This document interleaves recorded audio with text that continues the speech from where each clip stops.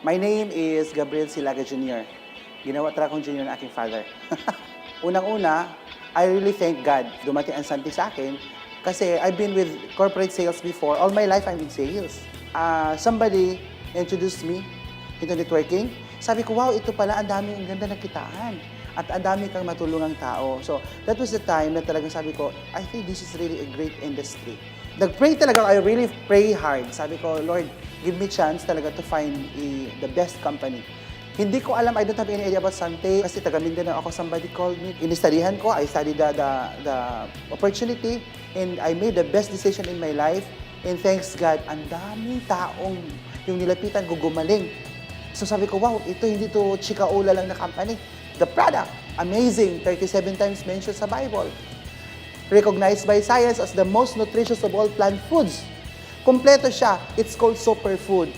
So, kailangan niya sa ating katawan. Kasi pag physically fit tayo, we're okay, we can be the best. Ito ang kagandahan sa Sante dahil design na talaga siya for us to succeed. Trinabaho ko, pinag-aralan ko, thanks God, modesty aside, ako po ang naging unang car awardee. Nakuha ko na rin yung aking new Sante house. Maraming mga tao, kapwa natin Pilipino, pagod na tayo sa hirap. This is really the breakthrough we're looking forward na ito ang dapat bawat Pilipino gagamit ng ating produkto. At the same time, nag-enjoy tayo sa mga benefits. Kaya I'm so thankful unang-una talaga kay God. And to my partners, I don't say they're my downlines, they are my friends. Let's be part of the solution rather than becoming part of the problem. Know your purpose in life. We can be dignified, committed, honest, bold, and successful person na kailangan natin sa bawat isa. Yun ang design ni God sa atin. And happy life, syempre.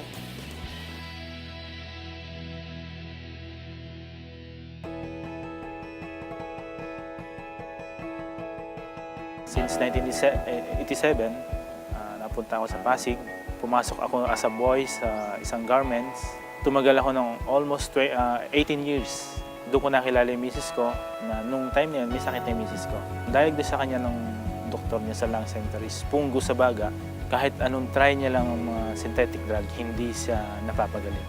Nag-abroad, naging full-time sa church. Yun yung mga naging work ko. Pagbalik ko sa galing Saudi, may sakit ako. Noong 2011, napunta ako sa Sante as a driver ng isa sa mga director natin. Yung manugang niya mismo ang kumulit sa akin para bilhin yung package nila na Sante Barley.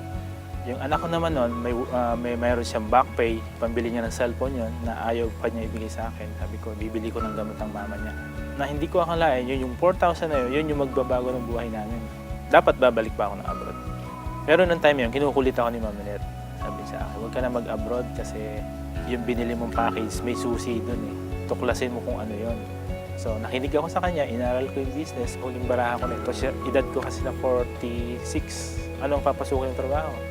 Kumbaga yung Sante, total package sa sa'yo. Once na mag-take sila ng barley, sila na yung magkukusan na magtanong sa'yo ng business. Ganun kaganda yung produkto. Kung sa kitahan naman, sobra, magsasawa ka sa kitahan. Basta sipagan mo. At ang pinakamaganda dito, ang sikretong naaman ko talaga dito, huwag kang tumigil. Paniwalaan mo kung ano yung nakita mo, paniwalaan mo yung kung ano yung meron ka sa sarili mo, at kung ano yung pangarap mo, kukunin. Sobrang ganda. Dito sa Sante talaga, ini-encourage ko ang lahat na gawin ito.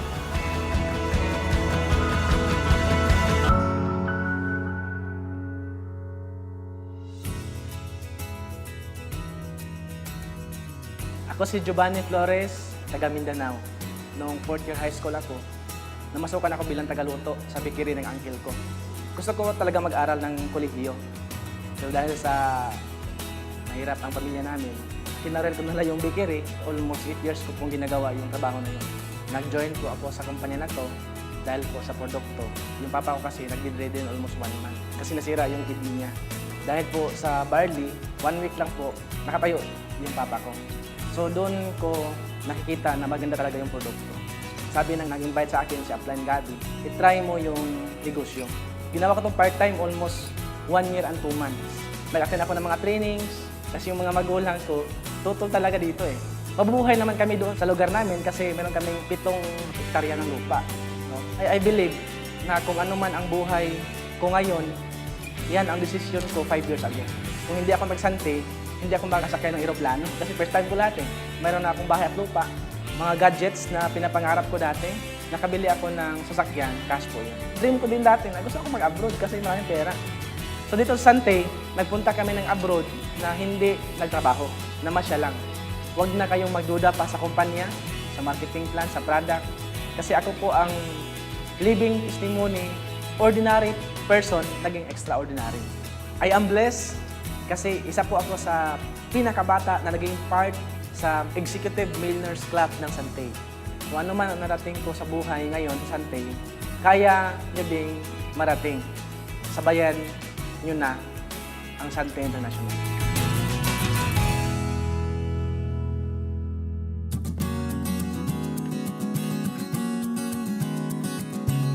Kala ko nun, pagka masipag ka, kayaman ka na talaga, asenso buhay mo. Hanggang sa nagkaroon ng retrenchment sa trabaho namin, 2009 yun. Tapos, nung dumating yung 2010, na-diagnose yung misis ko ng breast cancer. Pagdating ng 2011, umuwi siya kay Lord. 3 yung anak ko na maliliit pa. So, sabi ko na lang, Lord, ikaw ang nagbigay sa akin ng mga anak na to. So, bigyan mo ko ng pagkakakitaan para mabuhay ko to. Dumating yung isang kaibigan sa bahay. Sabi niya, bro, may business tayo. Sabi ko, kailangan ko yan. Magdadamo tayo. Nako, sabi ko, delikado tayo dyan. Nung nalaman ko, totoo palang damo, barley grass nga pala. Nabanggit niya sa akin, network marketing yan. So, pag alam ko, network marketing, kakausap ka ng mga tao, di ba? Magbebenta ka, so on and so forth. Sabi, paano ko magagawa yan? Bantay bata ako. Nagawa ko siya online, sa bahay lang. So, ganyan ako, pinost ko siya sa Facebook, yung mga gumaling, like si April Boy Regino, di ba? Gumaling ng prostate cancer, diabetes, high blood. So, sabi ko, ang daming tao may sakit na ganyan. Tapos, sa sulit, sa YouTube. So, after 3 months, medyo kumikita na ako, nakahire na ako ng kasambahay. So, after 2 years, nagkaroon na ako ng Montero, sports car. Ay, hindi ko hinagap din sa sarili ko yan. Magkakaroon ako niyan. Kasi 14 years akong empleyado, bisikletang bulok, hindi ako makabili. Kasi yung sweldo ko na 15, pambayad ng 30. Sweldo ko na 30, pambayad ng puro utang. Kahit sino ka parang movie lang yan Pwede mong gawin to at pwede kang umisenso. Depende yan sa paniniwala mo. Kasi nagawa nung iba. Ang sabi ko nga, nagawa ng iba, bakit hindi ko kaya? Kaya kung ako sa'yo, tuwing ka na, usap tayo.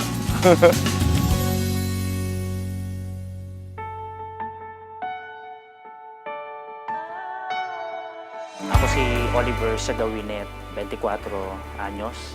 11 kami magkakapatid. Lahat kami hindi na nakapagtapos ng pag-aaral.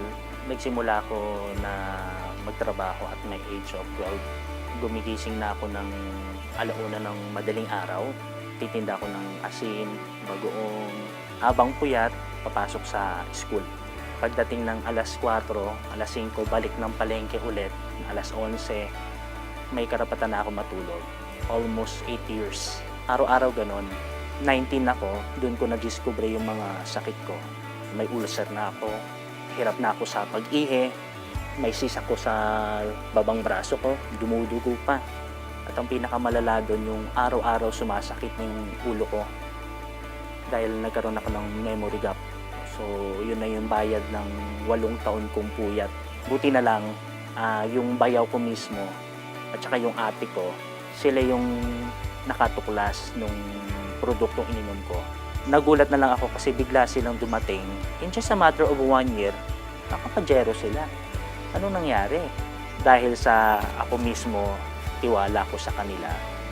Pinagkatiwalaan ko yung produkto. And yung pinaka-negosyo mismo, inintroduce sa akin. Sa akin parang milagro In just a matter of how many months lang, nagulat ako kasi talagang lahat ng problema ko sa katawan natulungan. Dahil sa Sante, nabigyan ako ng bagong buhay. Na-transform ako as a total package talaga. And 100% pwede rin mangyari sa'yo.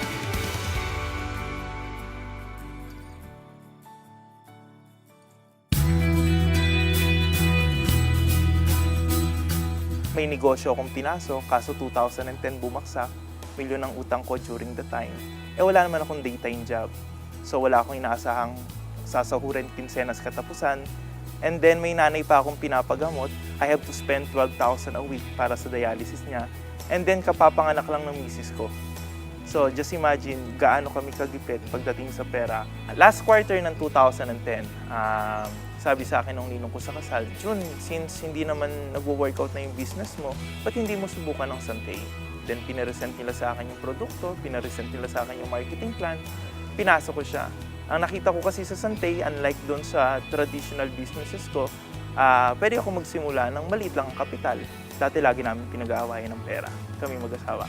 Kahit ayaw namin, pero yun talaga eh. Kasi nai-stress ka sa problema sa pera, so talagang pag-aawayan mo. Pero ngayon iba na. Ang anak ko ay na-enjoy niya yung mabubuting bagay. Nag-aaral siya sa magandang school.